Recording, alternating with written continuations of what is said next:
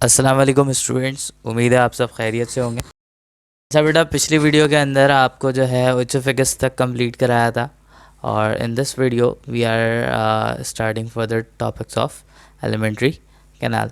अच्छा जी, स्टमक हम स्टार्ट करेंगे। स्टमक स्टार्ट करने से पहले ज़रा हम लेयर्स ऑफ एलिमेंट्री कैनाल को पढ़ लें, यानी जो पूरी एलिमेंट्री कैनाल होती है ओसोफेगस से लेकर हमारे पास स्टमक तक, और फिर स्टमक के बाद इंटेस्टीन तक, जिसमें small intestine and large intestine शामिल है। तो इनकी जो दीवारें होती हैं, इसकी जो दीवार है, ये दीवार जो है इसकी कितने लेयर्स से, किस तरह की लेयर्स से हमारे पास मिलके बनी है, ये हमने पढ़ना है। तो we are going to study about the alimentary canal, layers of elementary canal. तो हमारे पास कौन कौन सी लेयर होती है? अगर हम बाहर से शुरू करेंगे तो सबसे पहले जो हमारे पास आउटर लेयर है वो है serosa. This one is outer most. अच्छा, पहले मैं आपको लेयर्स के सारे नाम बता दूं, उसके बाद एक एक करके डिस्कस करेंगे हम इसको। देखो भाई, सबसे पहले है हमारे पास सिरोसा। अगर बाहर से शुरू करें, बाहर से देखना शुरू करें, serosa is the outer most. Serosa के बाद हमारे पास है मस्क्यूलैरिस, और मस्क्यूलैरिस के बाद हमारे पास जो अगली लेयर है वो है सबम्यूकोजा। सबम्यूकोजा के बाद हमारे पास है म्यूकोजा, और उसके बाद जो कोई लेयर नहीं है उसके बाद ल्यूमेन है, जहाँ पे फाइनली फूड मौजूद होगा। तो दीज आर द लेयर्स। अच्छा जी, सबसे पहले हम शुरू करेंगे म्यूकोज़ा से। म्यूकोज़ा से पढ़ाना शुरू करूँगा। देखो भाई, ये ल्यूमेन है, यहाँ पे फूड मौजूद होगा। ये डायग्राम आपको दिखाइए, ये यहाँ पर जो है फूड मौजूद होगा, और ये फूड जो है इस ल्यूमेन में मौजूद होगा और इस लेयर के साथ यानी म्यूकोज़ा के साथ कांटेक्ट में आएगा। तो म्यूकोज़ा की जो लेयर होती है, म्यूकोज़ा की जो लेयर होती है अंदर से म्यूकस के ज़रिए से सराउंडेड होती है। म्यूकस प्रेजेंट होता है इसके अंदर। तो म्यूकस प्रेजेंट होता है, और म्यूकस के बारे में आपको बताया भी था, इसके अंदर हमारे पास वाटर प्रेजेंट होता है। वाटर होता है तकरीबन 90%, और इसके अलावा ग्लाइसरेटेड प्रोटीन है जिसको हम म्यूसिन का नाम देते हैं। तो म्यूसिन प्रेजेंट होता है। अच्छा जी, तो म्यूकस के बाहर, म्यूकस के म्यूकोज़ा की अगर हम बात करेंगे, म्यूकोज़ा के अंदर हमारे पास क्या क्या चीज़ें होती हैं। म्यूकोज़ा, तो म्यूकोज़ा की जो लेयर है, इसमें इसकी आउटर सरफेस पे, यानी इसकी ये वाली इनर सरफेस कहेंगे इसको, यानी जो ल्यूमेन से ल्यूमेन के सामने होती है, उसमें म्यूकस प्रेजेंट है। तो यानी ये म्यूकस कहाँ से सिक्रीट होता है? म्यूकोज़ा पे हमारे पास कुछ म्यूकस सिक्रीटिंग सेल्स मौजूद होते हैं। म्यूकस सिक्रीटिंग सेल्स मौजूद होते हैं, वो म्यूकस जो है प्रोड्यूस करते हैं और जो म्यूकोज़ा को सराउंड कर लेता है। इस म्यूकोज़ा के दो पर्पसेस होते हैं। क्या क्या पर्पज़ है? पहला पर्पज़ है लुब्रिकेट करना, लुब्रिकेट करना ताकि उस फूड की मूवमेंट आसान हो, कोई फ्रिक्शन कम से कम प्रोड्यूस हो जाए। और प्रोटेक्शन करना, प्रोटेक्ट करना उस चीज़ को, यानी कि कहीं भाई वो फूड जो है, या अगर कोई एलिमेंट्री कैनाल में मौजूद कोई सिक्रीशन है, वो इस म्यूकोज़ा को और बाकी की तमाम लेयर को नुकसान ना पहुंचाते। ख़ास तौर पर स्टमक में जो एसिड प्रोड्यूस होता है ना, वो एसिड इन लेयर्स को नुकसान पहुंचा सकता है, तो ये उससे प्रोटेक्ट करता है। अच्छा जी, इसके बाद अगर हम देखें तो म्यूकोज़ा के अंदर हमारे पास कितनी लेयर्स मौजूद होती हैं। म्यूकोज़ा की जो सबसे पहली लेयर है वो है एपिथीलिया। तो एपिथीलियल लेयर प्रेजेंट है, आप इसको एंडोथीलियल भी बोल सकते हो क्योंकि अंदर की तरफ प्रेजेंट है। उसके बाद हमारे पास कनेक्टिव टिश्यू है, कनेक्टिव टिश्यू प्रेजेंट होती है म्यूकोज़ा के अंदर, यानी एपिथीलियल के बाद। तो कनेक्टिव टिश्यू को हम यहाँ पे कहते हैं लेमिना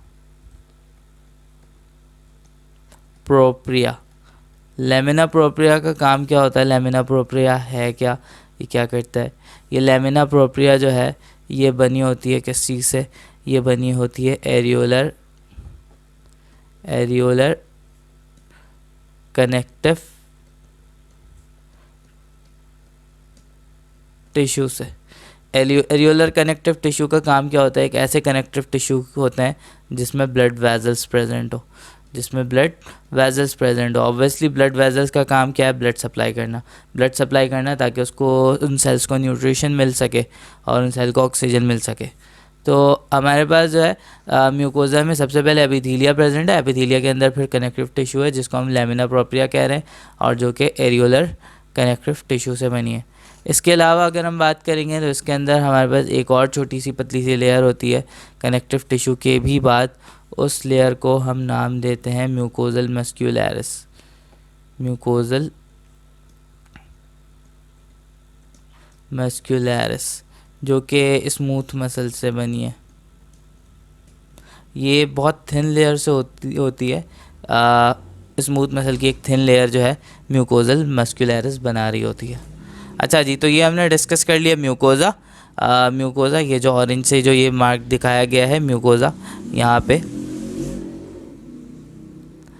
तो ये म्यूकोजा है हमारे पास। म्यूकोजा के बाद जो अगली लेयर आती है वो है हमारे पास सब म्यूकोजा। सब म्यूकोजा को भी डिस्कस कर लूँ मैं यहाँ पे। अच्छा बेटा, सब म्यूकोजा के अंदर भी हमारे पास एरियोलर कनेक्टिव टिश्यूज़ मौजूद होते हैं। एरियोलर कनेक्टिव टिश्यूज़ मौजूद होते हैं और ऑब्वियसली इसके अंदर भी ब्लड सप्लाई होगा। लेकिन एक्स्ट्रा क्या होता है? इसके अंदर न्यूरॉन्स प्रेजेंट होते हैं।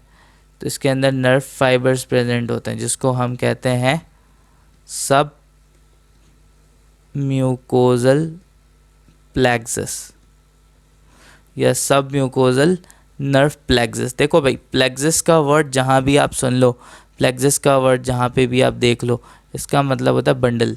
तो न्यूरॉन के, नर्व के कुछ बंडल्स होते हैं जो कि नर्व इम्पल्स सप्लाई करते हैं फॉर एलिमेंट्री कैनाल, जिसको, जो कि सब म्यूकोजा में प्रेजेंट होता है, जिसको हम सब म्यूकोजल प्लेक्सस कहते हैं। सब म्यूकोजा का एक और भी काम होता है, it connect mucosa with muscularis. Mucosa को मस्क्यूलरिस से कनेक्ट करता है, यानी जो मसल्स की लेयर होती है उससे कनेक्ट कर रहा होता है। अच्छा जी, ये दो लेयर के बाद ये दो लेयर तो हमने पढ़ ली। ये देखें, एक ये वाली लेयर हमने पढ़ी है, ये म्यूकोजा वाली। म्यूकोजा के बाद अब हमने पढ़ा सब म्यूकोजा। सब म्यूकोजा के बाद ये ब्लू कलर की लेयर नज़र आ रही है जिसको हम मस्क्यूलरिस बोल रहे हैं। अब ज़रा इसको भी देख लेते हैं भाई, मस्क्यूलरिस कैसी लेयर होती है, क्या काम होता है। तो मस्क्यूलरिस को ज़रा देखते हैं। मस्क्यूलरिस जो है एक और थिक लेयर है जो कि किससे बनी है? स्मूथ मसल से बनी है। तो स्मूथ मसल्स प्रेजेंट होते हैं और स्मूथ मसल्स की वजह से ही इनकी मूवमेंट की वजह से ही जो हमारे एलिमेंट्री कैनाल है वो, उसमें मूवमेंट होती है, वो फूड के ऊपर प्रेशर लगाता है। अच्छा जी, तो दो तरह के मसल्स यहाँ पे होते हैं। एक लॉन्गिट्यूडनल मसल कहलाता है,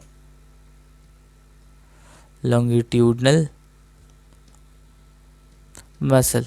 लॉन्गिट्यूडनल मसल ये आउटर मसल है, बाहर की तरफ, यानी पहले ये प्रेजेंट होता है, सही है। और फिर उसके बाद जो है आउटर मसल, इसका काम क्या होता है? इसकी फंक्शन से फूड मूव करता है, यानी मूवमेंट में हेल्प करता है। और लॉन्गिट्यूडनल मसल के अंदर, लॉन्गिट्यूडनल मसल के अंदर जो है हमारे पास सर्कुलर मसल्स होते हैं, सर्कुलर।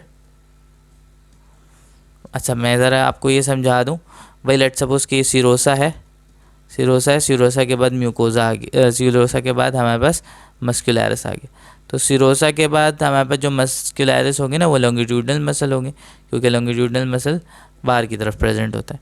और सिरोसा के अंदर, यानी मस्क्यूलरिस के बाद जो प्रेजेंट होगी, यानी मस्क्यूलरिस में लॉन्गिट्यूडनल मसल के बाद हमारे पास सर्कुलर मसल्स होंगे। तो ये हमारे पास होता है। अच्छा, स्टमक में एक चीज़ और मिलती है। स्टमक में हमारे पास कुछ क्या कहते हैं, स्टमक के अंदर हमारे पास कुछ ऑब्लिक मसल्स भी होता है। अच्छा, जैसे मैं आपको समझा दूँ लॉन्गिट्यूडनल मसल्स हम क्यों कह रहे होते हैं। लेट सपोज ये एलिमेंट्री, ये हमारे पास कैनाल है, एलिमेंट्री कैनाल। तो इन लॉन्गिट्यूडनल मसल्स की ओरिएंटेशन कुछ ऐसे होती है, ऐसे लंबे लंबे, यानी ये लेंथ वाइज प्रेजेंट होता है। जबकि सर्कुलर मसल हमारे पास कुछ इस तरह से होता है, सर्कुलरली, जैसे कि आप किसी मार्कर के अराउंड टेप चढ़ा दो तो इस तरह से। और अगर कोई मसल इस तरह से डायगोनली प्रेजेंट है तो वो ऑब्लिक मसल्स कहलाता है। तो वो ऑब्लिक मसल जो है हमारे पास कहाँ प्रेजेंट होता है, स्टमक में प्रेजेंट होता है। तो ऑब्लिक मसल स्टमक में प्रेजेंट होता है। अच्छा जी, मस्कुलरिस के बाद हमारे पास जो अगली लेयर है वो है सिरोसा, आउटर मोस्ट लेयर। सही है, सिरोसा की बात कर लेते हैं। सिरोसा आउटर मोस्ट लेयर है जो कि स्क्वैमस एपिथेलियम से बनी होती है। स्क्वैमस एपिथेलिया से बनी होती है। एपिथेलियम या एपिथेलिया कह लो या एपिथेलियम कह लो, एक ही बात है। तो स्क्वैमस एपिथेलिया से बनी होती है। ये एक्सटर्नल एनवायरनमेंट को फेस कर रही होती है ये लेयर। अच्छा जी, अब एक और बात बता दूं आपको, ये सिरोसा जो है सिर्फ उन ऑर्गन में होता है, एलिमेंट्री कैनाल के उन ऑर्गन में होता है जो एब्डोमिनल कैविटी में होता है। सही है, जो एब्डोमिनल कैविटी में होता है। तो एब्डोमिनल कैविटी में स्टमक से लेकर लार्ज इंटेस्टीन तक सब होता है। तो स्टमक से लेकर लार्ज इंटेस्टीन तक के जो पार्ट होगा ना, उसकी जो वॉल होगी उसमें सिरोसा प्रेजेंट है। अब क्या बच गया, ओइसोफेगस बच गया। ओइसोफेगस में जो है सिरोसा प्रेजेंट नहीं होता। ओइसोफेगस की आउटर लेयर को हम एडवेंटिशिया कहते हैं। सही है, ओइसोफेगस की आउटर लेयर को हम एडवेंटिशिया कहते हैं, जो कि सिरोसा के मुकाबले में थिन होती है। एक्चुअल में सिरोसा नहीं होता वो। अच्छा जी, जैसे मैंने आपको बताया कि ये हमारे पास जो क्या कहते हैं, ये हमारे पास जो पूरी लेयर है, ये ऑब्वियसली इसकी थिकनेस अलग है। Through out the alimentary canal oesophagus से रेक्टम तक इसकी थिकनेस जो है हर जगह अलग अलग होती है। सबसे थिक पार्ट जो है वो हमारे कहाँ पे होता है, स्टमक में होता है। और सबसे थिन पार्ट जो है हमारा ओइसोफेगस का होता है। और जैसे मैंने बता दी म्यूकस प्रेजेंट है। अच्छा, एक और चीज़ मैं बताना यहाँ पे रह गया, म्यूकस की जो थिकनेस होती है, यानी म्यूकोजा के अंदर जो म्यूकस की थिकनेस होती है वो होती है 80 माइक्रोमीटर, ये याद रखना।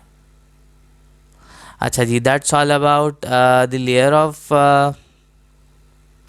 Elementary canal. होपफुली आपको यहाँ तक की बात समझ में आ गई होगी और ये वीडियो अच्छी लगी होगी। तो बेटा, अगर ये टॉपिक समझ में आ गया तो काइंडली चैनल को ज़रूर सब्सक्राइब करना और अपने फ्रेंड्स के साथ भी ये वीडियो को शेयर करना। Thank you so much. अगली वीडियो में नए टॉपिक के साथ मुलाकात होगी। अपना ख्याल रखिएगा। अल्लाह हाफ़िज़।